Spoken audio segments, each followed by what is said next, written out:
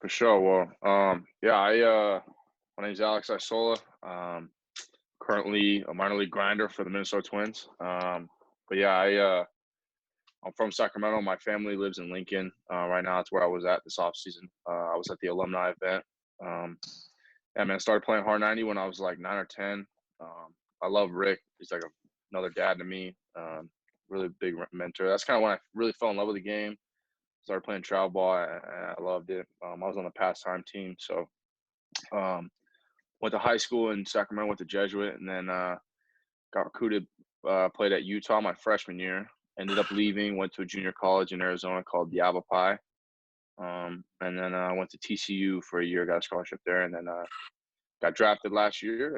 And yeah, now I'm currently unemployed right now. But no, we're getting paid, but it's just like we're not playing obviously like you guys. So just chilling, man. But I got two younger brothers. They're both in high school like you guys.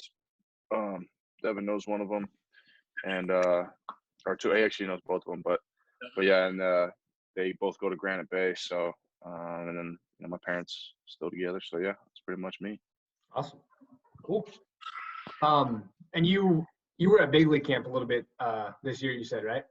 Yeah. I got to travel for like 7 of the games. Cool. I got to go 2 with the Rays. I got to go see. It was cool. I got to go see. We traveled to the Blue Jays, so I got to see Guerrero and Nice. Bo Bichette play. So that was sick. And then Yeah. the home games, I was there for Cardinals, the Tigers. I got to see Miggy hit. That was sick.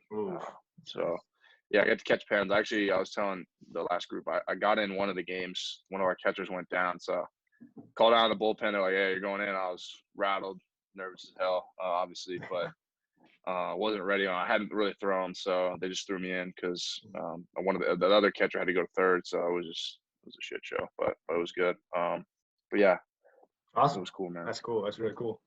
Yeah. Great. All right. Anybody got some questions? Let's open it up. Start throwing out some questions for Alex. Yeah, you guys ask away, man. I'm open book. You can ask me anything. Why did you end up going to JUCO after Utah? Like, what was the complication? Yeah, there's a lot of reasons. I was super immature, man. I thought I was better than I was. The guy that recruited me, though, he did leave as I was going into school there. So, like, the guy that offered me there, he took a head job. There was a lot of reasons. I was probably a little immature. I kind of needed to figure some things out. So it was kind of about playing and what I thought was the best thing for me at the time. But looking back, I would recommend junior college to anybody, dude. Like, some of the best players I play with, the best friends that I have, and are from junior college. It's a great route, man. Like, a lot of Division I people don't understand. Like, we had like 7 of our starting 9 at TCU when I was a junior were junior college transfers. So like, like they're always looking for JUCO guys because they're a little more mature. You save a ton of money. So, but yeah, those were the reasons, man. It was more. I just needed to grow a little bit, and it was good. It taught me how to work hard. So yeah. JUCO bandit. Exactly, JUCO bandit right there. Yeah, me too. You committed to Utah in high school? Yeah. So my junior year, I go ahead. Yeah, I made NorCal's travel team. And I had a lot of like small D1 offers. They were like my only real major like scholarship at a Pac-12 like big Power 5 conference. So I wanted to play in the Power 5. So that was kind of why I ended up signing like at the end of committing at the end of my junior year. So did you have good in-season numbers, or was it mostly summer, or both? I mean, the summer was where I got the scholarship. I was actually hurt my half my senior year, but I had really good high school numbers to finish my senior year. But I was just on a good team, bro. Like I was one of those kids that I got seen because we had a lot of good pitchers on our team. Like no one was really there to see me. It was just like we had like some insane arms. Like we had Matt Manning. I don't know if you remember Matt Manning, but he was like the 9th overall. So like everyone was there to watch him. So we were always had scouts at our team, and I just are at our games and I started playing well. So yeah, that's where it happened, kind of. So then, like, how do you find kind of the right JUCO, and then what did you learn in JUCO that made you like what changed in JUCO? Yeah, for sure. I mean, bro, I would tell you the biggest thing is like your relationship with your coach, bro, especially the head coach, right? He's the guy that's penciling in your name every day, whether you like him or not. So, I would go with your gut. Like, you're not just playing ball there. You got to like the area. You also got to challenge yourself. Like for me, dude, I never saw my junior college before I went out there. Like the guy called me. I was gonna go to Delta the whole way, and then they called me, and out of state junior colleges, aren't part of the or I mean California JUCOs aren't part of that NJCAA. So like they give scholarships. So he offered me a scholarship. I did my homework on it. Obviously, it was a really good school. Like Kurt Schilling went there, Cole Calhoun, Willie Calhoun. So we've had some good. They won the national championship in 2016. So there's some history, but like I went out on a limb, bro. I'm not gonna lie. Like me and my mom packed my car up and I drove out there, and I had never met the coach, never seen it, seen pictures of it, but I just kind of bet on myself. I knew it was a better opportunity probably than Delta, but like I kind of wanted to get seen by schools in the South. Like I wanted to go somewhere kind of East Coast, and I feel like you can get seen from those schools in the California JUCOs, but it's a little bit harder. So yeah, I just went with like the coach believed in me. He wanted me. So that's a big thing, bro. You got to have a good relationship with the coach.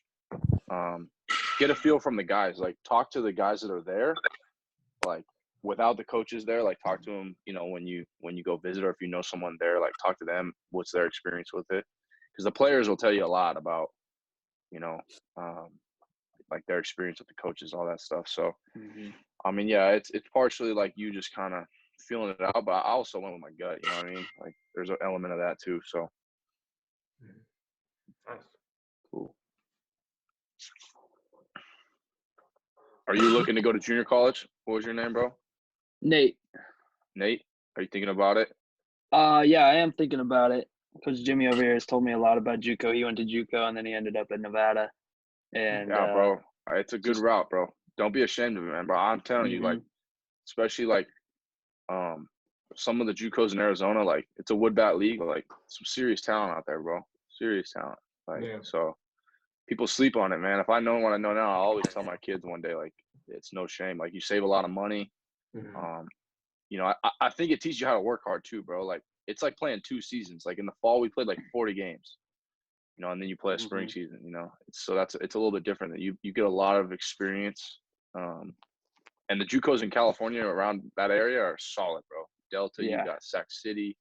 All the other ones are good too. Or if you even go south, like you got Orange Coast, ton of good junior college in California. So, yeah, it's a good route, man.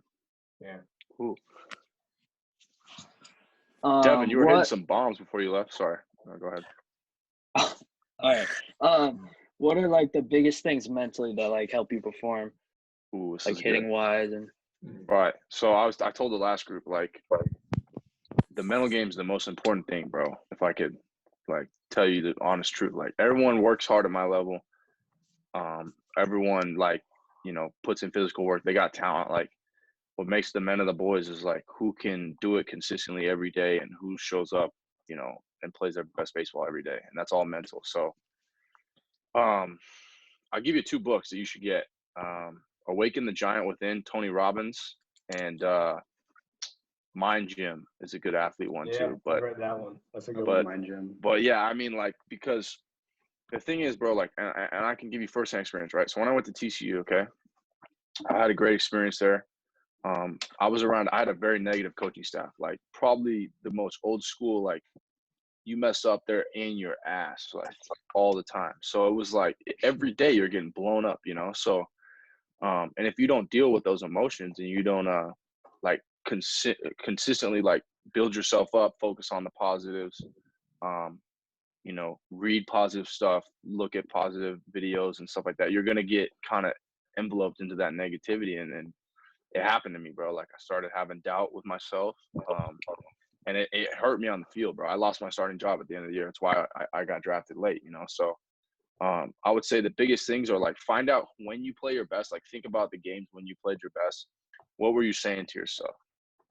What was, I'm a guy, like I was telling the last group, I'm a guy that I play with a lot of fire, a lot of energy. So I don't like to play super relaxed and chill. Some guys, that's their way, that's what works for them. For me, I'm more like, let's freaking go. But, like I'm not more that guy, right? I'm a little more arrogant. Like I toe that line of like arrogant, cocky, So like and that's not a bad thing, bro. As long as you're humble off the field and you're a good person, like no one has a problem with that, you know. So for me, like, I'm big on like when I make a mistake, because you're gonna make mistakes, dude. And that was the big thing for me is realizing that there's really no such thing as failure, bro. There's only results, right? So you have a bad outing, or you have a bad at bat, or you just learn from it. You don't have to take that in and see yourself as a failure, because you have to take risks in this game, bro. You got to try to backpick the guy. You got to try to make that insane play, you know.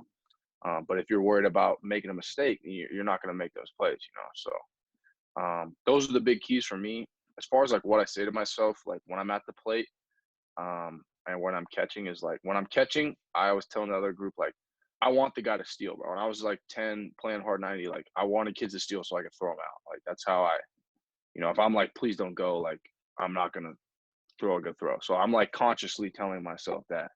And then at the plate, I'm just like, I'm kind of mother effing the pitcher, like you suck, like, and I'm better than you. Like honestly, like Bregman talks about that. Like everyone's different, you know. Some guys, like I said, like some guys are super laid back and they play loose. Like I like to have fun, no doubt, but like fun for me is like being in your face, like let's go, you know. So yeah, I think those two books though really help, dude, because for me, like I can go to the field and take 30 swings off the tee, dude, or 100 swings off the tee and get no work in, right?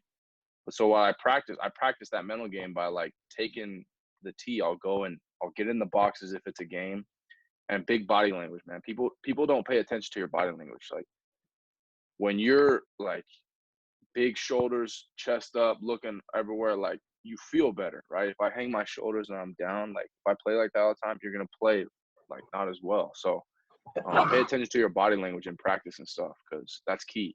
Try to smile, laugh, all that stuff. For sure. You talk about your approach at the plate when you're hitting. Yeah, so everyone's different with that too, you know. Like for me, dude, you know, with all the launch angle stuff, man, it gets misinterpreted.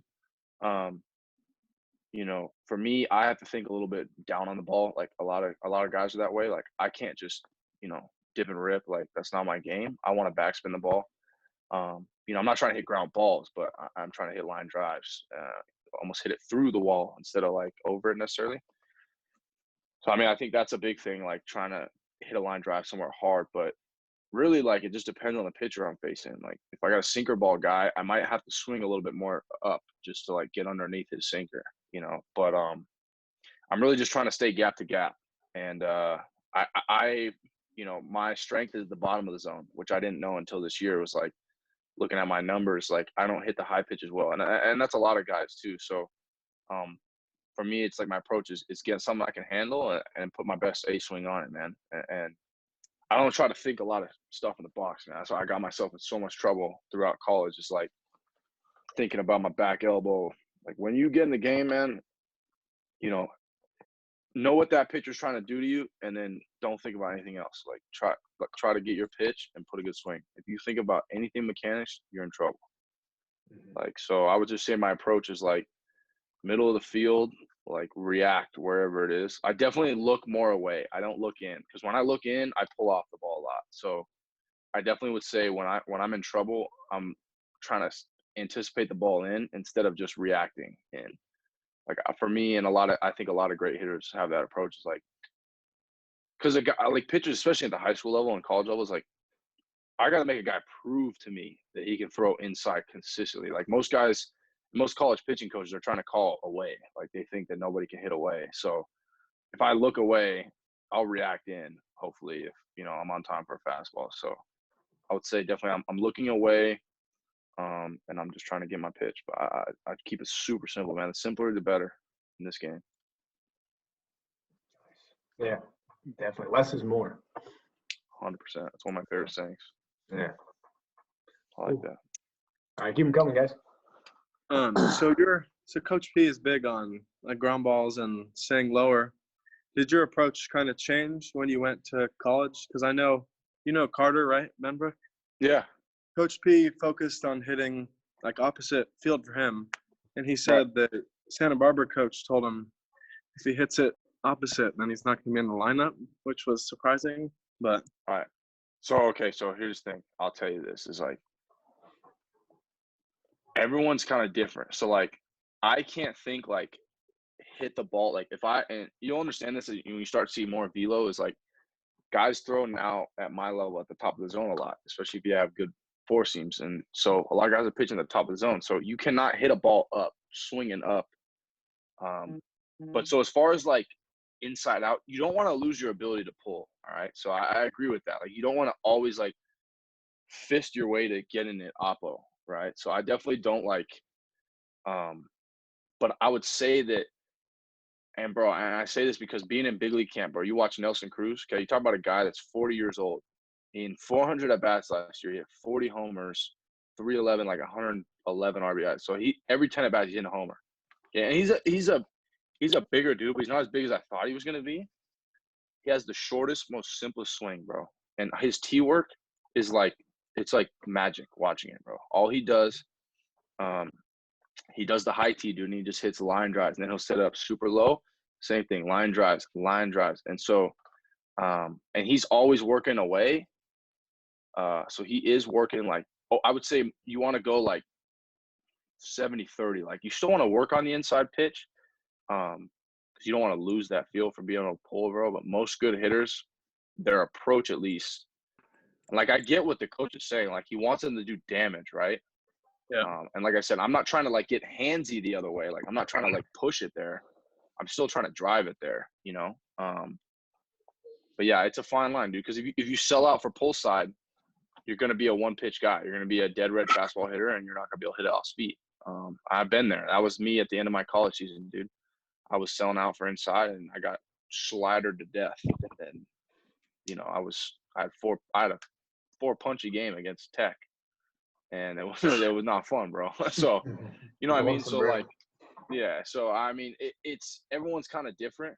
Like you're a big dude, Devin. So you know, like your approach might be different. Like you can get a little bit bigger, but I would say that yeah, even a guy like Cruz, though, like think about that. That's a guy that maybe is a little bit comparable to you, like your frame. He's trying to stay. His big thing is he says, and I've heard him talk about this in the clubhouse, is like he's trying to be as short as possible, bro. And that's a guy that does it year in year out at the highest level. So simple, bro. But yeah, so I don't know. I try to look at the guys that are doing the best things in the game, you know, because if I can do half that, I'm in the league, you know what I'm saying? So everyone's different, but I would say you can't get too caught up in looking in.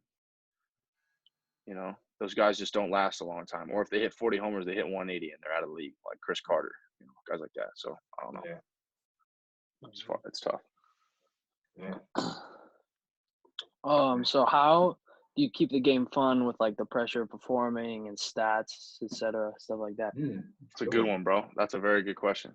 Yeah. So I mean, I think it's different for everyone, but for me, dude, you got to practice gratitude, man. I think that's a big key for me. Like if you make it all about yourself and you're always worried about, like, no one's gonna lie, dude. I get nervous, man. Like, there's anybody who says they're not nervous or they don't get anxious or like, that's part of being a human being. Like, we're scientifically wired. We have a parasympathetic nervous system that like it helped us to evade predators, but it's also like why that we get nervous on the baseball field when really we shouldn't, right? But we do. So, um, I think about channeling those like nerves and thinking about it as like I'm really just excited, you know. And if I'm nervous, it means I care, which is a good thing, right?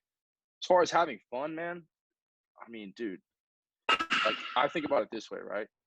Like some people are like, "Oh, minor league baseball is a grind," but I think about it like, where would I rather be? Like, do I want to work? You know, like somewhere. That's why people coach. You know, they don't want to give up the game. Like the game is the best thing, you know. So you got to kind of make your own fun sometimes, dude. And part of it's, you know, being with your boys, appreciating that. But I would say just practicing gratitude, man. Like a lot of times, like even myself, you know, I took it for granted. And like this quarantine showed you, man, you can get it taken from you anytime. So I would say gratitude and just be able to laugh, man. Watch a comedy, like keep it fun, like with the boys. Don't be super serious. Like I said, once you get onto the field, you know, everyone's kind of different how they perform. But yeah, man. I think the thing is like oh, expectations are bad, pressure's bad, but like pressure's good, man. expectations are good. They you can rise to those, you know. But if you always see them as like, I want to avoid that, I don't want to feel that way, you know, then it's gonna build up inside you, you know. We're all human, bro. I saw a thing the other day.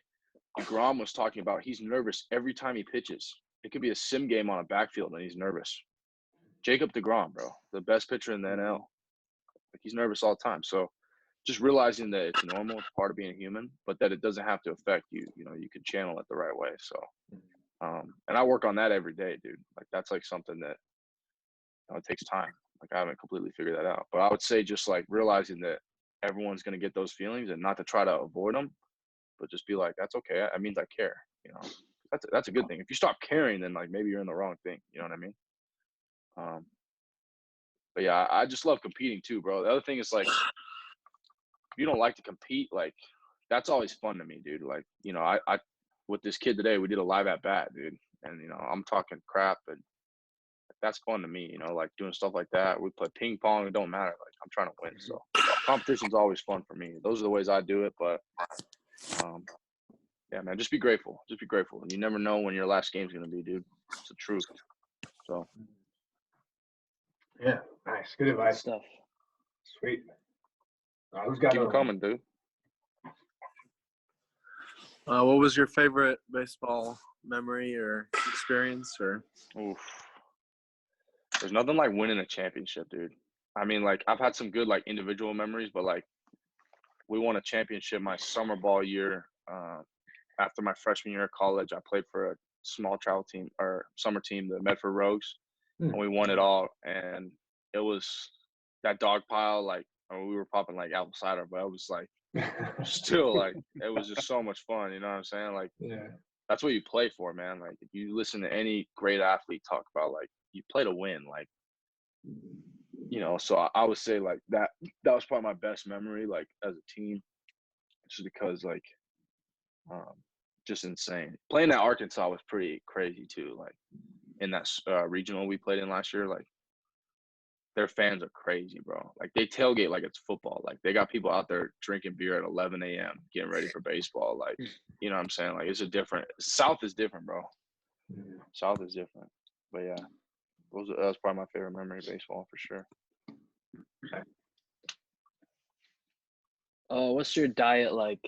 Like how many calories you eat and stuff? Right. I'm not big on counting calories just because like I mean like I just don't like spend the time on it. I think a lot of great athletes don't do it. I'm more about like getting the right foods in my body. So that's something that changes for me all the time, dude. Like I'm still learning that, right? I mean, I've read Tom Brady's book. A lot of people are going plant-based, like so it's like I just don't know like yet all the things. So I just know that I try to get as many fruits and vegetables all the time. Like I get vegetables every meal. So like for me, the easiest way to get them in and enjoy it is in a smoothie, dude. So like in the morning, like this morning, I made I use a ton of spinach, berries, banana, peanut butter, chia seed, flaxseed, and then like I don't use sugar, so I use like a either honey or a stevia like kind of sweetener, and that's like I get a ton of vegetables in. You don't even taste it because you got all the peanut butter and fruit.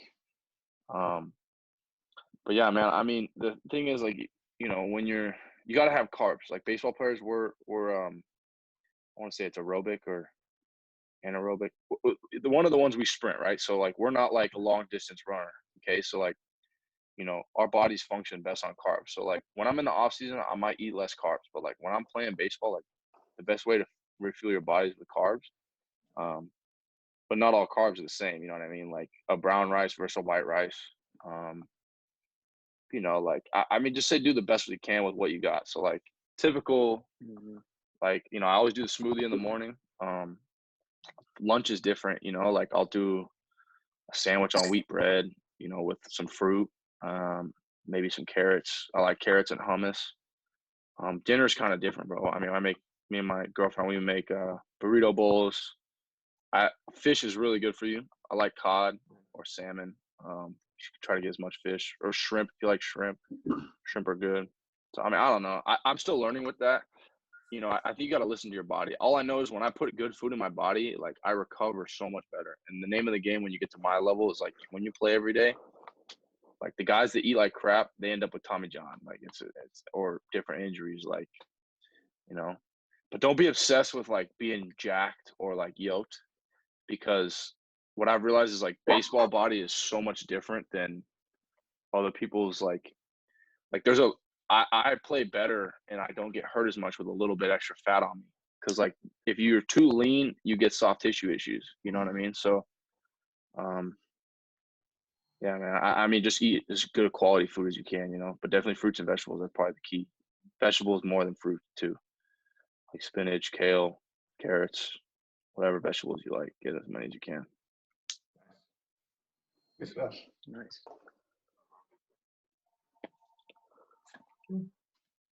Who's got some more questions?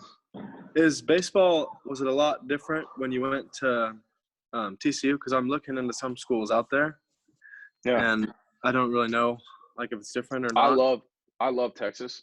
Where I was at school is a lot like an El Dorado Hills or like a Carmichael. So like Fort Worth's a really cool town, like around TCU.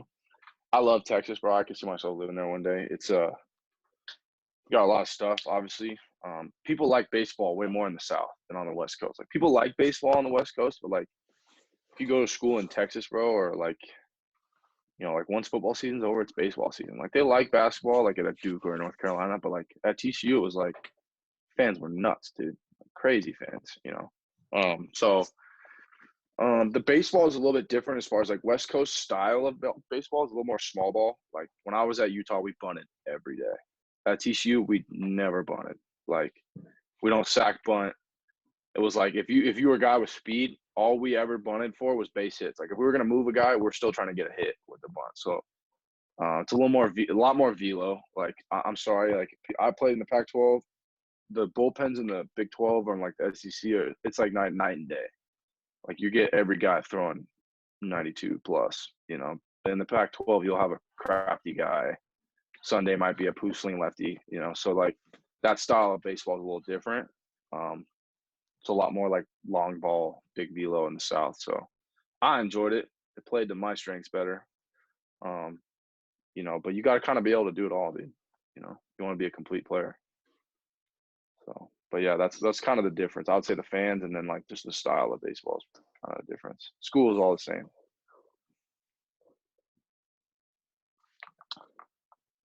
So you talked about Nelson Cruz's tee work. Can you like give more detail on that? Yeah, bro. So he just did a live video the other day on his Instagram. I was checking it out. It's like he'll start with a one-handed drill, right? And he's big on like, and bro, this goes back to like I talk about with one of my buddies. Like everything that Rick used to teach me when I was little is pretty spot on with what a lot of the good guys do. Like he's big on A to B, like with the hands, right? So like he'll do one-handed tee work where he doesn't rotate at all. He's just working on his hand. So he'll do this with a short bat. I use a short bat a lot for my one-hand work. He'll work that and then do his top hand. He's always trying to stay inside the ball. So like no rollovers, like line drives, middle of the field, like usually center to right center. Like you don't want to be too far this way, whatever. And then the high tee, bro. The high tee is crucial. Like I mean, I would just add it into any of your buddy's routine because if you can hit the high pitch on a line off a tee, like your swing's usually in a good spot. He's big on heat. So like I went and hit with Doug Lotta, and it doesn't work for me. Like I can't do the whole scissor thing. Have you heard of that? Like where your feet, like he's big on getting forward, right? But I try to sit on my back leg. So like if you watch Cruz's tee work, bro, he almost like squishes the bug, like that old school squish the bug. Like he doesn't gain a bunch of ground forward. So it helps him, like gives him more time. Because if you get super lungy, you're slower. You know what I mean? Like when you lunge, like when your head's moving. So he's big on like staying behind the ball and using the back leg. Like your back leg is like where all your power's from, right? So yeah, like he does a lot of high tee, does super low tee, right? And then he'll same thing, bro. Always line drives. Like his big thing is line drives and stay inside, like super short, A to B, and it's not like it's not like we just hit with our hand. Like it's A to B with a turn. Like he's A to B, not like the super long, the Ferris wheel thing that people, it doesn't play. At least with guys like all the guys that I look up to that, and I think are like Trout talks about swinging down. Yelich talks about swinging down. I've heard Arenado say it's a flat swing, not an uphill swing. And you'll start to understand that as you play higher velocity. If you have a long swing, not only can you not hit breaking balls, you got to be short to the fastballs up in the zone. Otherwise, you got a big hole. So I would just say add the high tee and then stay in the ground. Always use the ground. Like if you're super off balance all the time, the best hitters have amazing balance. That's like my big keys right now. It's like line drives, because line drives play. I'm not Aaron Judge, bro. Most guys aren't Aaron Judge. Aaron Judge can like slice a ball 450 feet. Like he can slice it, not hit it well. And I've heard Lindor talk about it. Lindor is probably one of like the guys that gets the most out of his body for how small he is. And he's big on like hitting line drives, because if he tries to swing up, like 8 out of 10 are outs. You know what I mean? Like they're getting caught at the wall. But if you can hit through it, yeah. Everyone's different, bro. Like Donaldson's with us right now, and he's a freak, dude. But like he's like the only guy I've ever heard that like, some of the stuff he's super aware of his body. He knows what works for him, but like he's a guy that like I used to like worship, and he's just different, bro. You can't try to be like him, because what he says he does, he doesn't always do. Like he's not swinging up. Like when you watch him hit a high pitch, he's flat. Like, He's super flat. you know what I mean? So like, Yeah. He's a freak though. But yeah, like, majority of our guys are is as short as you can. This picture's heck of funny. Chris, yeah. Oh, no, I was just looking at that too. Oh, you're looking at But my, yeah, dude, I would just say like, because but yeah, he's just is short to the ball, and then the back leg's the power leg. Those are like his big keys. Stay inside the ball, line drives, and then the backside is key for sure. Good stuff. We got 5 minutes left. Okay. I have a question.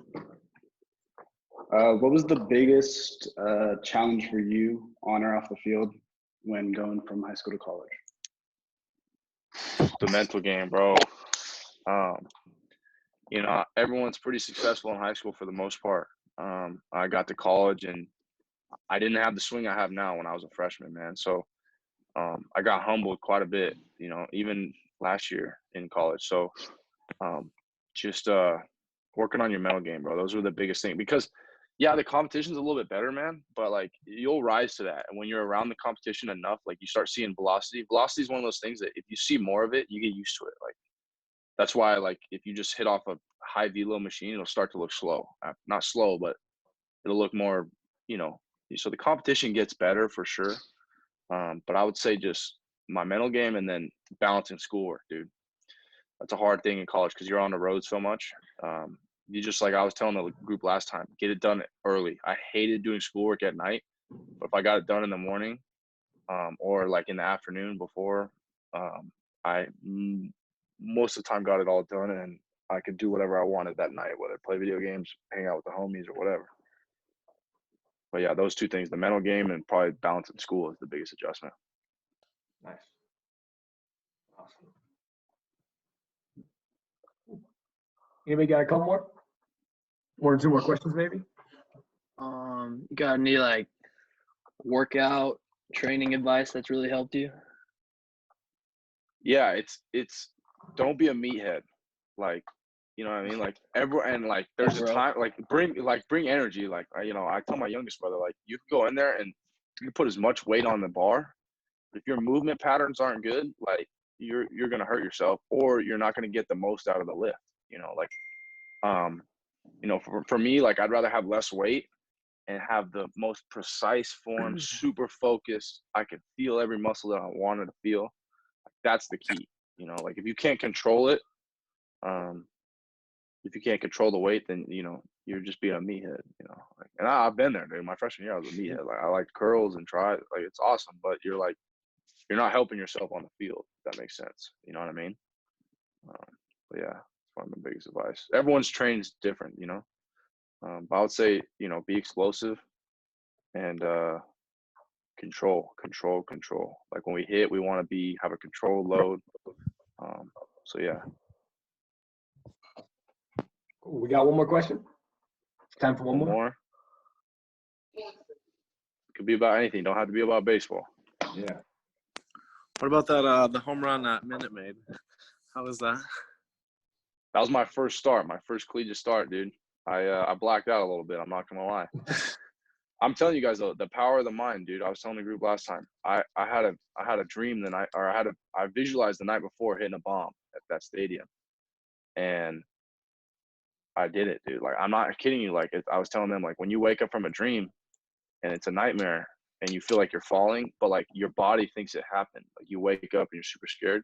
If you can visualize all the time good things happening, your body will treat it as a real experience. Like there's science behind it. Like it's like getting mental reps. That's why the mental game is so important. But I saw that before it happened. I had a walk off against Kansas, bro, and this guy threw like 90% fastballs because he had like a super high RPM, and like I was fourth up in the inning, and like I knew it was probably gonna get to me if we were gonna have a chance to win. It got to me.